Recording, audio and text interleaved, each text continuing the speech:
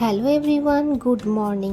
আমি অর্পিতা চলে এসেছি আরও একটা নতুন ভিডিও নিয়ে তোমাদের সঙ্গে গল্প আড্ডা দিতে। যদি আজকের ভিডিওটা তোমাদের ভালো লাগে তাহলে প্লিজ একটা লাইক আর কমেন্ট করে দিও। আর যারা নতুন দেখছো তারা প্লিজ পেজ সাবস্ক্রাইব করে দিও। আর যারা পেজ থেকে দেখছো, আমার ফেসবুক পেজ থেকে, তারা পেজটাকে ফলো করে দিও। দেখো, সকাল সকাল ঘুম থেকে উঠে এখন বিছানার চাদর তুলে নেবো। ঘুম থেকে অনেকক্ষণ আগেই উঠেছি সত্যি কথা বলতে, কারণ ছেলে অরূপ সবাই কিন্তু প্র্যাকটিসে চলে গেছে, ওদের টিফিনও আমি বানিয়ে দিয়েছি। তো এখন আমি আমার বিছানাটা বেডটাকে ক্লিন করবো, চাদরটাকে তুলছি, বুঝছো? রোজ তো এমনি ঝাড়ি। তো দেখো এখানে কত সরঞ্জাম থাকে দেখতে পাচ্ছ। আমি প্যারাসিটামল নিয়েও মাথার কাছে শুতে হয়। যাই হোক, এখানে দেখো গাড়ি আছে, টুথপিক আছে, আর এইগুলো হচ্ছে এইখানে মাথার কাছে নিয়ে রাখতে হবে। আমার ছেলের হচ্ছে এগুলো লাগে জিনিসপত্রগুলো। এখানে এসে রিমোট থাকছে, আর দেখো আমার জিনেলাল নাকের ড্রপ আর ব্লুটুথটা, সেটা আমি এখানটা রাখি। বারবার না হলে না কি হয়, সাইড দিয়ে পড়ে যায়। আর ওই পাশটা দিয়ে তো ফাঁকা, খাটের ওই পাশটা দিয়ে ফাঁকা, তাই জন্য ওখান দিয়ে পড়ে যায়। আর এই পাশ বালিশটা আমি এই পাশে দিয়ে রাখি। আমার শাশুড়ি একটা বড় একটা পাশ বালিশ বানিয়েছে, যেটা তোলা ইউজ করা যায় না, এরকম গার্ড দিতেই লাগে। আর কারা কারা তোমরা আমার মতন এরকম সাদা চাদর পাততে সাহস পাও বলো? আমি সাহস পাই কি, আমার ভালো লাগে বলতে পারো। সবারই তো ভালো লাগে, কিন্তু সেটা কথা না। দাগ তো ভরেই যায়, যেহেতু বাচ্চার ঘর, কিছু খাবার পড়ে যায়, কিছু জিনিস খেতে গেলে পড়ে যায়, সব কিছুই হয়। কিন্তু আমার কেন জানি না সাদা, pink colour, off white colour এই ধরনের চাদর পাততে কিন্তু ভালো লাগে। আর দেখো এখানে আমার বেডটা ক্লিন হয়ে গেছে, কেমন লাগছে অবশ্যই কিন্তু জানিও। আর দেখো এরপরে চলে আসবে কিন্তু যে কাজ করে সেই পিসি আসবে। তো যাই হোক, এখানে এই জিনিসপত্রগুলো ওই গলিটায় যেটা থাকে ওখান থেকে ব্যাগগুলোকে তুলে রাখি। তাহলে না উনি না এসে ওই যেখানকার জিনিস সেখানেই থাকে, সরিয়ে আর পরিষ্কার করে না। আর এখন দেখো ইমার্জেন্সি লাইটটা না এখন চার্জ দিয়ে রাখতে হচ্ছে, কারণ যখন তখন লোডশেডিং হয়ে যাচ্ছে, আর এই লাইটটার খুবই প্রয়োজন। আর লাইটটা কিন্তু দিয়েছিল আমার মা, মা নিজের জন্য কিনেছিল, তারপরে আমাকেই দিয়ে গেছে। যেহেতু আমাদের মায়েদের বাড়ির ওখানে অত লোডশেডিং হয় না, এখন আবার হয় না বলতে গেলে ভালোই হচ্ছে, কিন্তু যাই হোক মা তাও আমাকে দিয়ে গেছে। ওই যাই কিনবে না কিনবে আমাকে কিছু না কিছু দেবেই, নিজের না থাকলেও আমাকে দিয়ে যাবে, এরকম একটা ব্যাপার। তো দেখো এখানেও সব পরিষ্কার করে রেখে দিলাম গুছিয়ে টুছিয়ে। আর এখন দেখো সকালবেলা ব্রেকফাস্টে বানিয়েছিলাম, যেহেতু ওরা প্র্যাকটিসে গেছে, এটা ওটসের অমলেটও বলতে পারো আর ওটসের চিল্লাও বলতে পারো, যাই হোক তোমরা যেটা খুশি বলতে পারো। তো এটাকে খেয়ে নেবো। আর শাশুড়িকে খাবে না কেন বলতো, এটার মধ্যে ডিম দেওয়া রয়েছে, তো উনি তো পোলট্রির ডিম খায় না, তাই জন্য কিন্তু খাবে না। আর এটা আমি এখন খাবো। আমার না এরকম খেতে ভালো লাগে না, এরকম পেঁয়াজ টিয়াজ দিয়ে সকালবেলা এই ধরনের খাবার আমার ভালো লাগে না, কিংবা ধরো অয়েলি কোনো খাবার, এটাও ভালো লাগে না। কিন্তু খেয়ে দেখলাম ভালোই টেস্ট হয়েছে, কিন্তু খেতে ভালো হয়েছে। আর এখন আমি ঘুমিয়ে পড়বো। হ্যাঁ, তোমরা ভাবছো এখন ঘুমাবো? এই সময়টা আমি ম্যাক্সিমাম দিনই ঘুমিয়ে থাকি কিছুক্ষণের জন্য। তো চলো আমি এখন একটুখানি ঘুমোই, আবার তোমাদের সঙ্গে কিছুক্ষণ পরে কিন্তু দেখা হবে। তো এখন ঘুম থেকে উঠে পড়েছি। হ্যাঁ, সকালেই ঘুমিয়েছি, আবার সকালবেলায় ঘুম থেকে উঠেছি। এখন প্রায় 10টা থেকে 10:30 মতন বাজে। তো শাশুড়িকে একটুখানি লঙ্কা এই যে বোটাগুলো সেগুলো ছাড়িয়ে দেবো, কারণ পেস্ট করে রাখতে হবে। আমরা তো জানো লঙ্কা পেস্ট করে রাখি। তো এগুলো ছাড়িয়ে নিয়ে তারপরে আমি ডিম সিদ্ধ করেছিলাম ছেলের জন্য, আমার জন্য। তো আমি আমার ডিম সিদ্ধটা খেয়ে নেবো, ছেলেরটা রেখে দেবো। তো এই হচ্ছে সকালের মোটামুটি হালকা ফুলকা কাজ থাকে আমার, টুকটাকি কাজ থাকে, বেশি কিছু করি না, তোমরা সবাই জানো। চলো রান্নাঘরে যাই, তোমাদের দেখাই যে কী রান্না আজকে। তো আজকে দেখো এখানে দেশি মুরগি রান্না হবে। তো আমি একটুখানি এটাকে ভালো করে পরিষ্কার করে ধুয়ে আর দই দিয়ে মাখিয়ে রেখেছি দেশি মুরগিটাকে।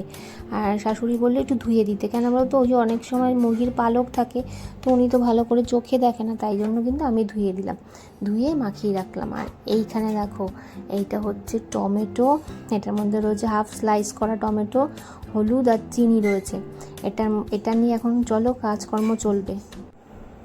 তো যেটার কথা বলছিলাম, দেখো ছেলে প্র্যাকটিস থেকে চলে এসছে, এসে এখন শুয়ে পড়েছে, অনেকক্ষণ একটু আগেই এসছে। তো বলছে মা আমাকে একটু রূপচর্চা করে দাও। তো রূপচর্চা কিন্তু বলতে পারিনি, আমি নিজেই বললাম। তো বলছে আমার মুখে অনেক ট্যান পড়ে গেছে, তুমি আমাকে কিছু করে ট্যান তুলে দাও। তো বাচ্চা মানুষ, ওকে কী করে দেবো, ভাবলাম আমি হোমমেড কিছু একটা করে দিই। আচ্ছা, এখানে তোমাদের সাজেশান চাইছি যে আমি যে এটা করছি, ঘরে যা ছিল সেইটুকুই, ওটা রান্নার গুঁড়ো হলুদ ছিল আর চিনি দিয়েছি। মধুটা শেষ হয়ে গেছে, তাই জন্য দিতে পারিনি, মধু থাকলে আমি ভেবেছিলাম মধু দিতাম। তা আমি যে ওকে এটা দিচ্ছি, যদিও ও এখন একদম বেবিও নয়, আবার বলতে পারো বেবি স্কিনটাও আছে, কিন্তু এটা যে আমি করছি হোমমেড, সেটা কি ঠিকঠাক করছি তোমরা অবশ্যই কিন্তু কমেন্টে জানিও। আর প্লিজ একটা কমেন্ট করো।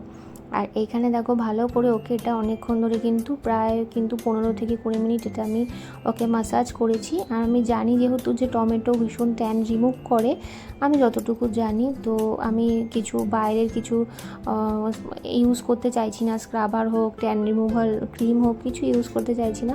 ভাবলাম ওকে হোমমেড কিছু করে দিই। বাচ্চা মানুষ এরকম করে এসে বলছে যে আমি পুরো মা, দেখো কিরকম কালো লাগছে।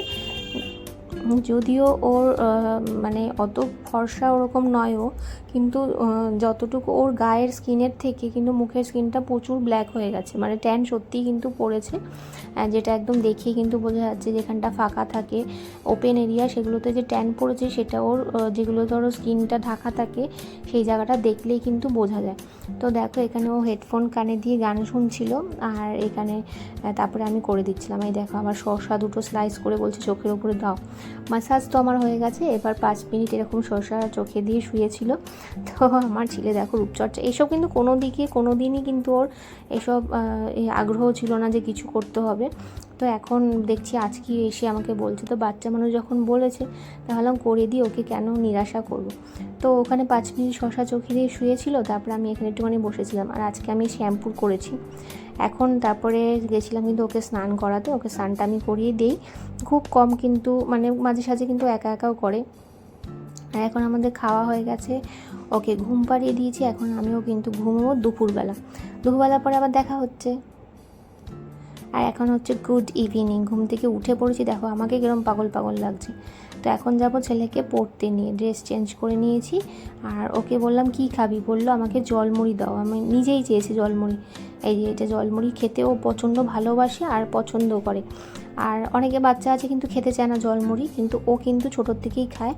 তো ওই যে ওকে বলছি দাঁড়া, তো স্কিনটা একটু দেখাবো সবাইকে, দেখি তো সবাই কি বলে যে তুই একটু ফর্সা হলি নাকি। দেখতে পাচ্ছ ওর হাত ফাত কতটা কালো হয়ে গেছে, আর পাটা দেখো অতটা কিন্তু কালো নয়, যেহেতু ঢাকা থাকে তাই জন্য। তো বইয়ের ব্যাগ গোছানো গেছে। আর আজকে ইনি ঘড়ি পরে যাবে বলছে, আমি এখন ঘড়ি পরে যাবো পড়তে। যা, ওর প্রচুর অনেক ঘড়ি, কিন্তু একটাও পরে না। তারপরে বেরিয়ে পড়েছি। অরূপ যেহেতু নেই, এখনও কাজের থেকে ফেরিনি, তাই জন্য আমাকেই নিয়ে যেতে হবে। অরূপ থাকলে আমাকে এই কাজগুলো করতে হয় না। তোমাদের এর আগেও ব্লগে বলেছিলাম যে এই টুকটাক কাজগুলো কিন্তু আমাকে করতে হয়, যেহেতু আমার ঘরে একটা বাচ্চা আছে, ওর কাজটা তো করতেই হবে, কি তাই না। তারপরে চলে আসলাম পড়তে দিয়ে। এখানে দেখো ওদের বাড়িতে না একটা স্ট্রিট ডগ ওরা একটা পোষে, জানো তো, এই টিচারের বাড়িতে, কিন্তু আমার একদম পছন্দ না।